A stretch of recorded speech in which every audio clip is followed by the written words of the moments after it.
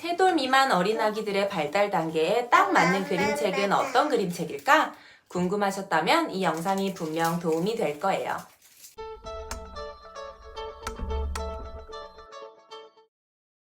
안녕하세요. 베이비 사이언스 뱃사TV의 뱃사입니다. 뱃사TV에서는 서울대 나온 엄마인 뱃사가 꼼꼼하게 리서치한 고급 육아 정보만을 전달드리고 있습니다.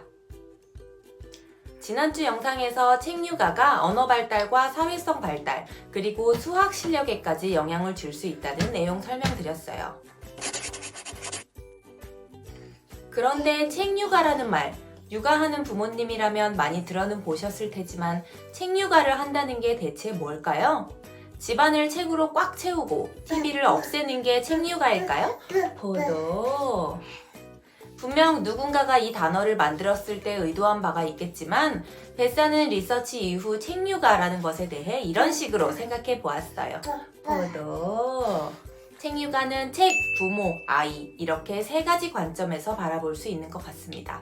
부모님이 이 3가지 측면, 즉 어떤 책을 선택해야 하는지, 어떤 식으로 읽어줘야 하는지, 그리고 우리 아이의 발달 단계와 언어 수준, 흥미에 대해 잘 이해하는 것이 책 육아를 잘 하기 위한 조건이라고 생각해요.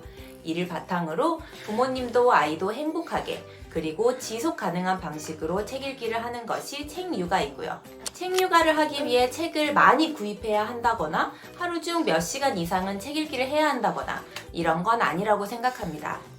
그러므로 뱃사가 오늘과 다음 영상에 걸쳐 소개드릴 내용을 바탕으로 자신만의 그림책을 선택하는 기준과 책 읽기의 전략들, 그리고 우리 아이의 발달과 흥미에 대해 깊이 있게 고민해 보신다면 집에 책이 많이 없거나 바쁜 워킹맘이라도 충분히 훌륭한 책 육아를 하실 수 있을 거라 생각해요.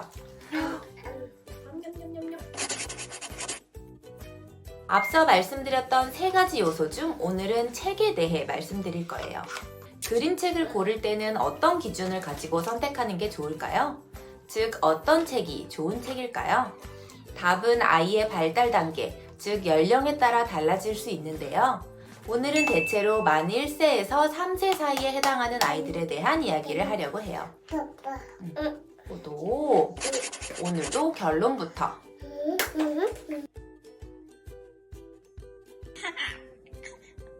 만 1세에서 3세 사이 아기를 위한 책을 고를 때 중요하게 보아야 하는 것은 첫째, 복잡도입니다.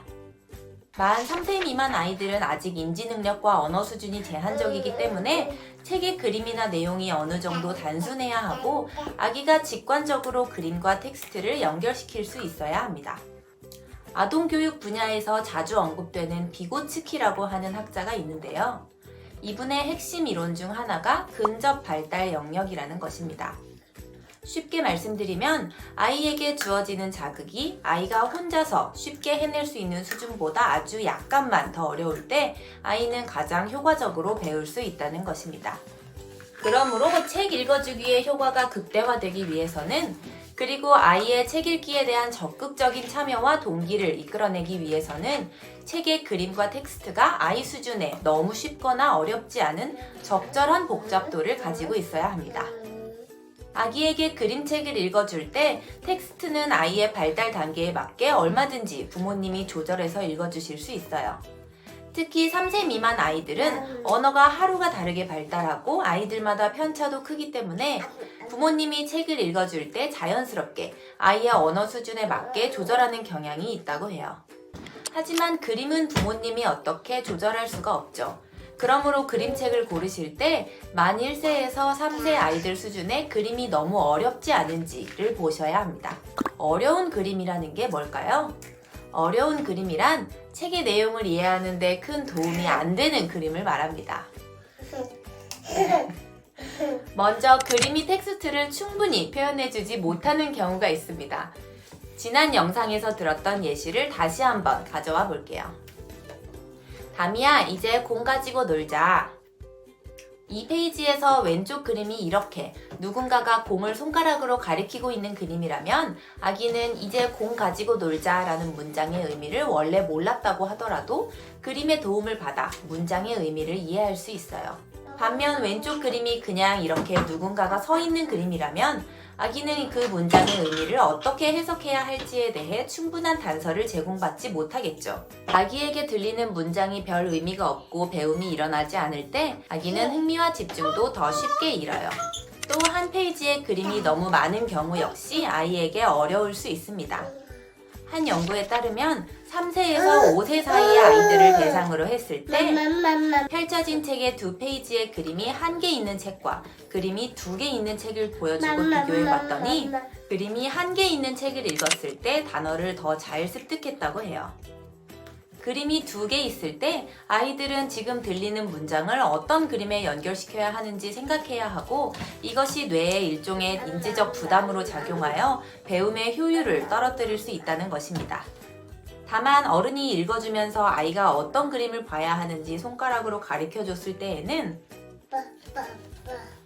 뽀로로예요. 그림이 1개 있는 경우와 2개 있는 경우의 단어 습득 효율이 비슷해졌다고 해요.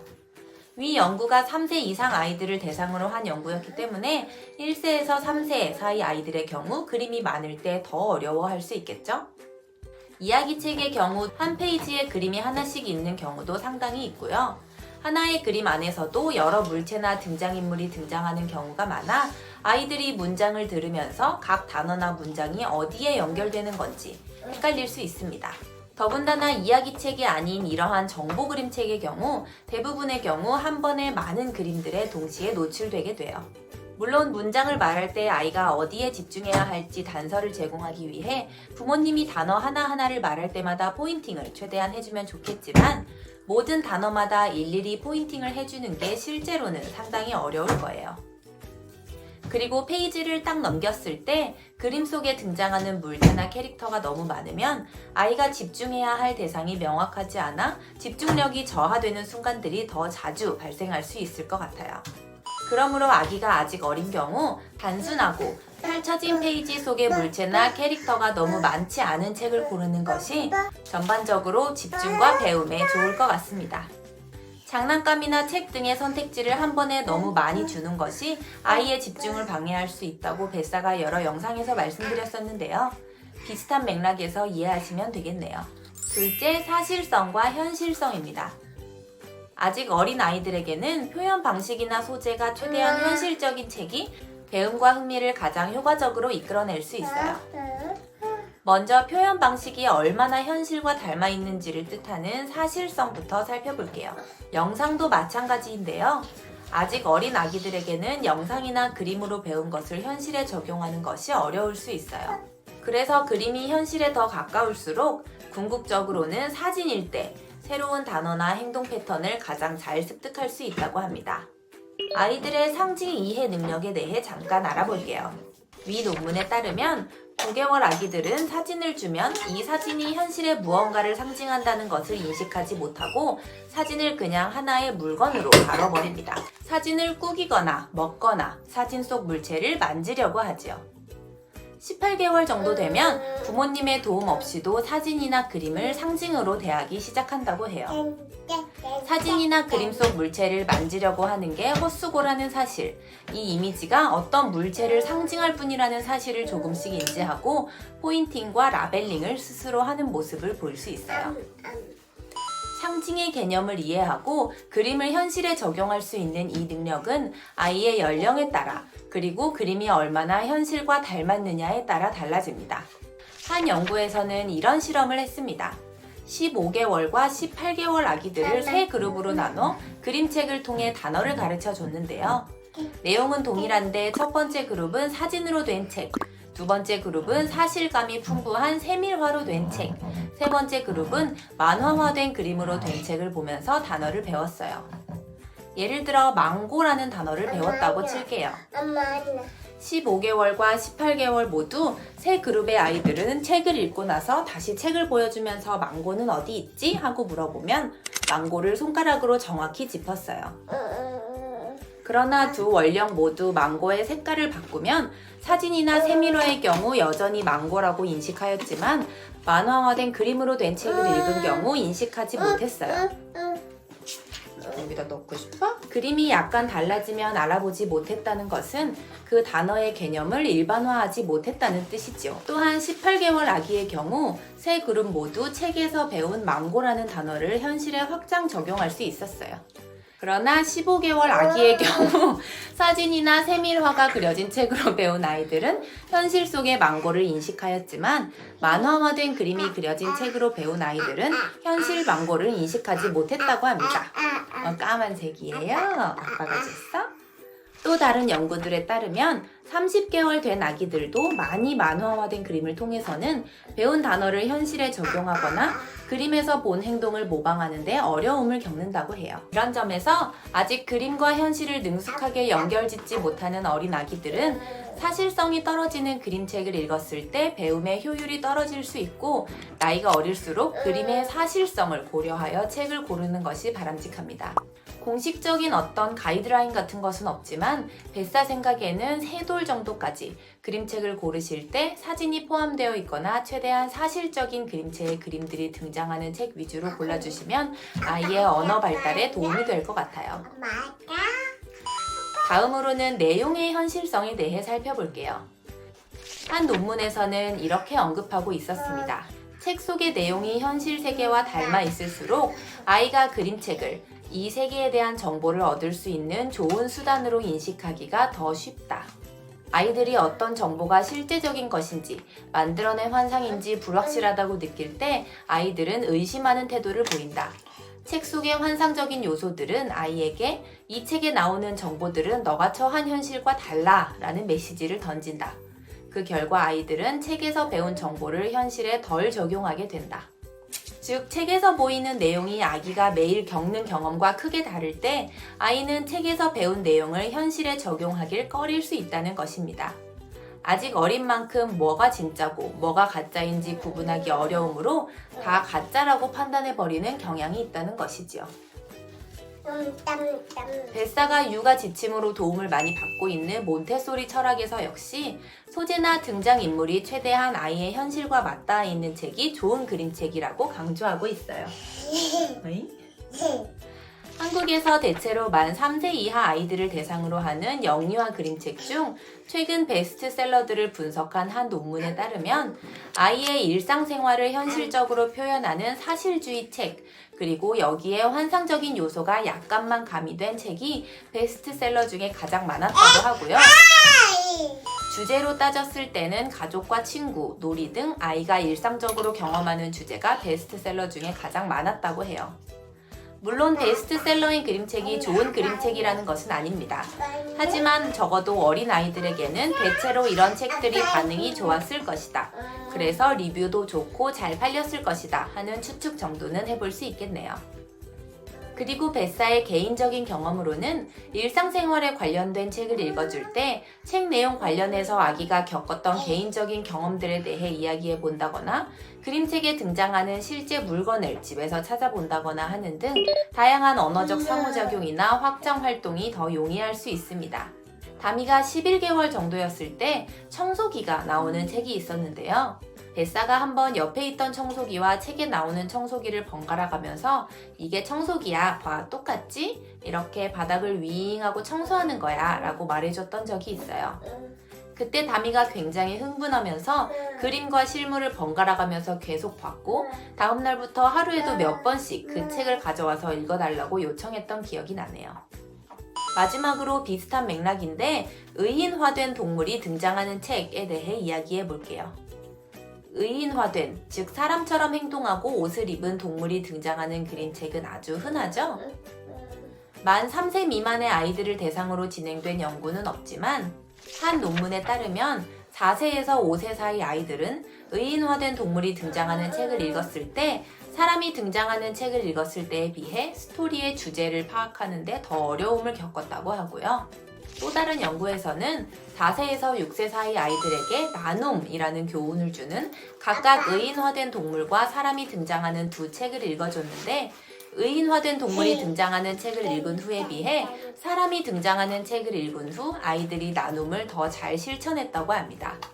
아이들에게 있어 동물이 사람처럼 말을 하고 옷을 입고 걸어다니는 것은 현실과 상당히 다르기 때문에 아이들이 책에서 배운 내용을 충분히 현실에 적용하지 않을 것이라는 추측을 해볼 수 있습니다. 위의 연구 결과들은 유치원생들을 대상으로 한 연구였으니 현실과 비현실을 잘 구분해서 받아들이기를 어려워하는 더 어린 아기들에게는 이런 경향이 더욱 강하게 나타날 거라고 생각해요. 그러므로 아이가 좋아하는 동물뿐 아니라 사람이 등장인물로 나오는 책들도 적극적으로 아이의 책장에 포함시켜 주시면 좋겠죠? 참고로 아이들은 어른보다 어린이가 나오는 책에 그리고 자신과 같은 성별의 아이가 나오는 책에 더 관심을 보이는 경향이 있다고 하네요. 그리고 좀 더 큰 아이들에게는 원래 동물은 실제로 옷을 입거나 말을 하지 않는데 사람과 비슷하게 표현한 것일 뿐이라는 이야기를 해주면 도움이 될 수 있다고 하네요. 책 중에 동물이 나오거나 환상적인 요소가 들어간 비현실적인 그림책이 상당하기 때문에 몇 살부터 비현실적인 책을 보여줘도 되는 거지? 하는 의문이 드실 거예요. 딱 잘라서 몇 살부터는 괜찮다는 가이드라인은 없습니다. 뱃사 생각에는 대체로 만 3세 정도를 기준점으로 보면 괜찮을 것 같긴 한데 연구 결과들을 보면 만 3세 이상인 아이들에게도 정도는 덜하지만 여전히 비현실적인 요소가 배움을 방해하는 부분이 있는 것 같아요. 그렇지만 책을 선택할 때에는 오로지 배움의 효과라는 기준만 가지고 선택하기는 어렵죠. 아기가 책에 흥미를 가지는 것도 중요하니까요. 앞서 어린아기들은 대체로 현실적이고 사실적인 그림책을 선호할 수 있다고 말씀드렸는데 좀 더 큰 아이들, 즉 만 3세, 5세 아이들이 선호하는 그림책을 살펴본 이 논문에서는 대체로 환상적인 그림책을 더 선호하는 경향이 나타났고 사실적인 그림책에 비해 환상적인 그림책을 읽을 때 아이들이 말을 더 많이 하는 경향이 있었다고 해요. 그런 점에서 3돌 이상의 좀 큰 아이들에게 책을 읽어줄 때에는 아이가 현실적인 책도 좋아하고 참여를 열심히 한다면 별 문제는 없겠으나 아이가 비현실적인 책들만 좋아한다고 해서 너무 걱정하시거나 현실적인 책을 읽으라고 강요하실 필요는 없어요. 아이를 위한 어떤 활동이든 아이가 즐겁게 자발적으로 몰입하여 참여할 수 있는 것이 1번이니까요. 참고로 왠지 질문이 나올 것 같아 선제적으로 말씀드리면 뱃사는 개인적으로 어른의 상상력에 의해 쓰여지고 그려진 환상적인 요소가 많이 나오는 책을 읽는다고 해서 아이의 창의력이 증진되는 것은 아니라고 생각합니다. 이야기 위주의 책과 정보 위주 책의 비교, 플랫북이나 팝업북 등 조작하는 요소가 있는 책, 정서 발달에 도움이 되는 책, 그리고 세이펜과 사운드북에 대해서는 다음 영상에서 이어서 소개드리도록 하겠습니다. 오늘은 여기까지. 공부하는 엄마의 근거 있는 육아정보 뱃사였습니다.